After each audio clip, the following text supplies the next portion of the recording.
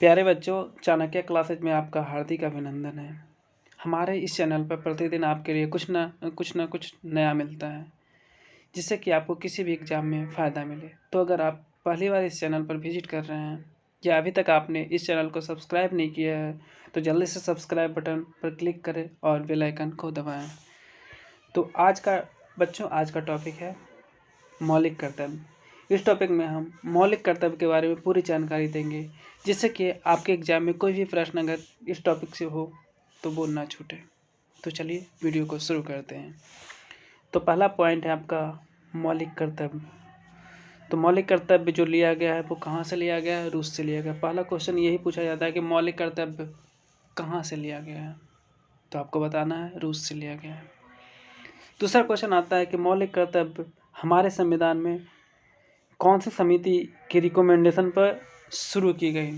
तो उस समिति का नाम है सरदार स्वर्ण सिंह समिति। और किस संविधान संशोधन के तहत हमारे संविधान में मौलिक कर्तव्य को जोड़ा गया? तो 42वां संविधान संशोधन। कब जोड़ा गया? 1976।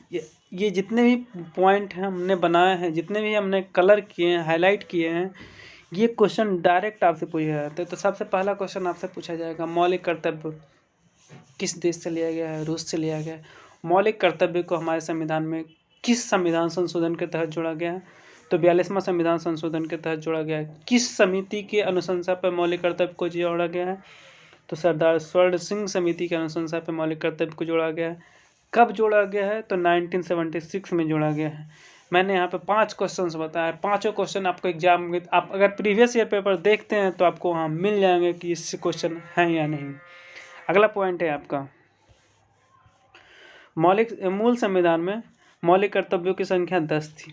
जब मौलिक कर्तव्य हमारे संविधान में ऐड किया गया, उस समय हमारे देश के प्रधानमंत्री कौन थी? इंदिरा गांधी। इंदिरा गांधी उस समय पीएम थी। और उस समय जो मौलिक कर्तव्य जोड़ा गया, तो मौलिक कर्तव्यों की संख्या टोटल 10 थी। अभी वर्तमान में जो मौलिक कर्तव्य हैं उसकी संख्या 11 है। तो यहाँ पे एक मौलिक कर्तव्य और जोड़ा गया। वो एक मौलिक कर्तव्य कब जोड़ा गया? तो वो एक मौलिक कर्तव्य अटल बिहारी वाजपेयी के शासनकाल में 86वां संविधान संशोधन, याद रखिएगा 86वां संविधान संशोधन, 86वां संविधान संशोधन 2002 के तहत जोड़ा गया। 86वां संविधान संशोधन 2002 के तहत जो 11वां मौलिक कर्तव्य जोड़ा गया, उस मौलिक कर्तव्य में क्या था? उस मौलिक कर्तव्य में था 6 से 14 वर्ष तक के आयु के बच्चों को निःशुल्क एवं अनिवार्य शिक्षा की व्यवस्था करना। निःशुल्क एवं अनिवार्य शिक्षा की व्यवस्था करना। तो इतने मौलिक कर्तव्य हमारे संविधान में वर्तमान में 11, इसके पहले 10 थे।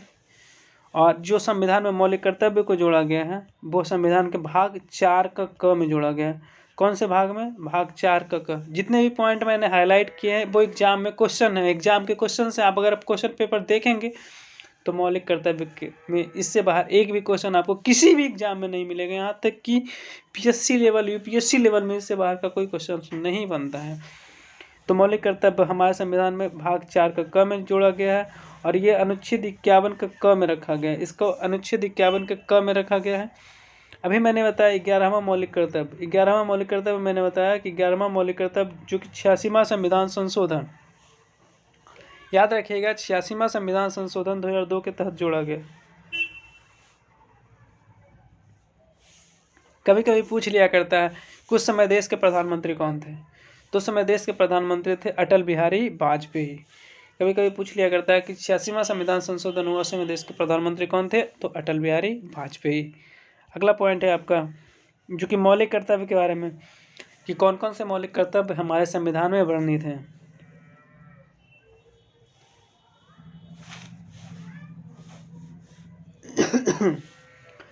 तो मौलिक कर्तव्य जो हमारे संविधान में वर्णित है,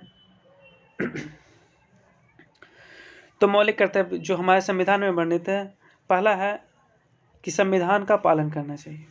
पहला मौलिक कर्तव्य में लिखा गया है कि हमें संविधान का पालन करना चाहिए। और जो भी राष्ट्र ध्वज है और राष्ट्रगान है उसका आदर और सम्मान करना चाहिए। पहला मौलिक कर्तव्य हमारे संविधान में क्या लिखा गया है? कि संविधान का पालन करना चाहिए और जो भी राष्ट्र ध्वज और या राष्ट्रगान है उसका आदर करना चाहिए, उसका आदर सत्कार करना चाहिए। दूसरा है आपका स्वतंत्रता के लिए जो भी हमारे राष्ट्रीय आंदोलन को प्रेरित करने वाले हैं, उनके उच्च आदर्शों को हमें हृदय में संजोना है और उसका पालन करना है।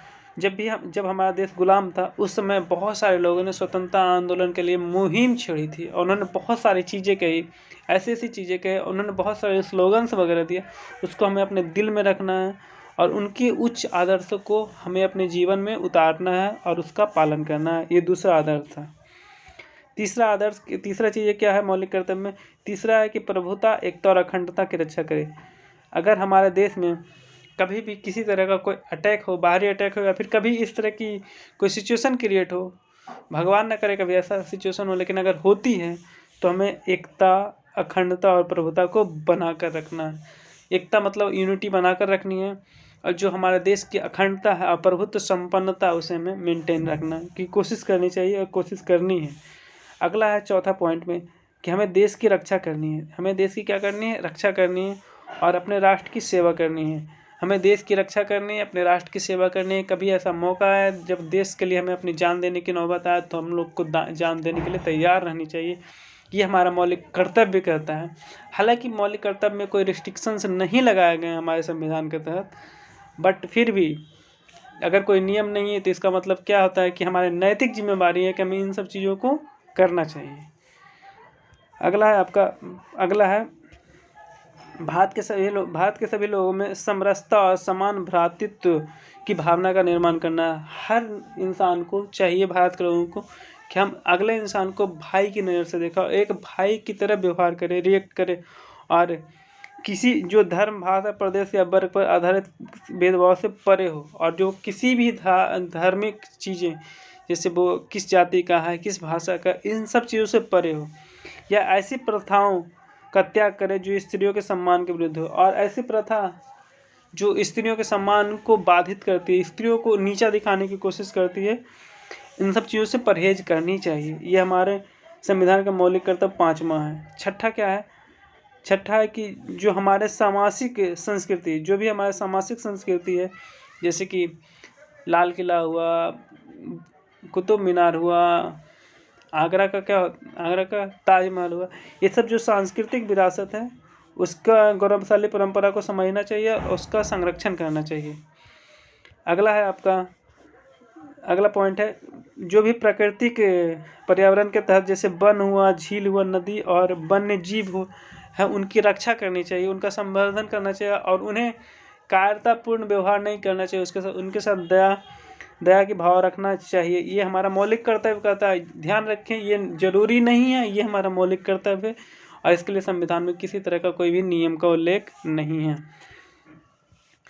अगला है आपका वैज्ञानिक दृष्टिकोण और मानववाद, जो कि ज्ञानार्जन की भावना में बढ़ावा कर देते हैं, उनमें सुधार करने की कोशिश करनी चाहिए। इन सब चीज़ों को फैलाना चाहिए, इन सब चीज़ों को बढ़ाना चाहिए। अगला है आपका सार्वजनिक संपत्ति को सुरक्षित रखना चाहिए, सार्वजनिक संपत्ति की रक्षा करनी चाहिए और हिंसा से दूर रहनी चाहिए। सार्वजनिक संपत्ति की रक्षा करनी चाहिए और हिंसा से दूर रहने की कोशिश करनी चाहिए। ये हमारा मौलिक कर्तव्य कहता है। अगला है आपका व्यक्तिगत और सामूहिक गतिविधि के सभी क्षेत्रों में उत्कृष्टता की ओर बढ़ने का सतत प्रयास करना चाहिए। जो भी सामूहिक गतिविधि हो या फिर किसी भी व्यक्तिगत गतिविधि, उसमें हमें पार्टिसिपेट करना चाहिए, उसमें हमें सहयोग करना चाहिए और उसमें मतलब कहने का मतलब है कि उसमें हमें उसे फैलाने की कोशिश करनी चाहिए, उससे हमें बढ़ाने की कोशिश करनी चाहिए, उसमें हमें सहयोग करके उसको एक भव्य की ओर बढ़ावा देना चाहिए, एक अच्छे आयोजन की ओर बढ़ावा देना चाहिए और ताकि वो नए बुलंदियों पे पहुंच सके। अगला है और अंतिम है, अगला कि 6 से 14 वर्ष तक के आयु के बच्चों को फ्री और निःशुल्क शिक्षा की व्यवस्था की गई है, जो कि सबसे अंतिम 11वां मौलिक कर्तव्य है। अगला देखिए मैंने लिख दिया है नीचे कि नागरिक इन कर्तव्यों का पालन करने के लिए नैतिक रूप से बाध्य नहीं है। मतलब जरूरी नहीं है कि इन सब कर्तव्यों का सभी लोग पालन करें। हालांकि विधि में इसके संबंधित कोई प्रक्रिया, कानून में ऐसा कोई भी नियम नहीं बनाया गया जो हमारे मौलिक कर्तव्य पर मतलब रिस्ट्रिक्शंस लगाते हैं, उसके लिए बाध्य करते हैं। और अंतिम पॉइंट है कि जो सरदार स्वर्ण सिंह समिति अनुशंसा भी, उसमें 12 सदस्य थे। उसमें कितने सदस्य थे? तो 12 सदस्य थे। तो ये है हमारी आपकी आज की वीडियो। अगर आपको इस चैनल में कुछ सीखने को मिला, इस वीडियो में आपको कुछ सीखने को मिला है, तो आप इस चैनल को सब्सक्राइब करें, दोस्तों के साथ शेयर करें और जुड़ जाएं इस फैमिली से। Thank you. जय हिंद। Bye bye.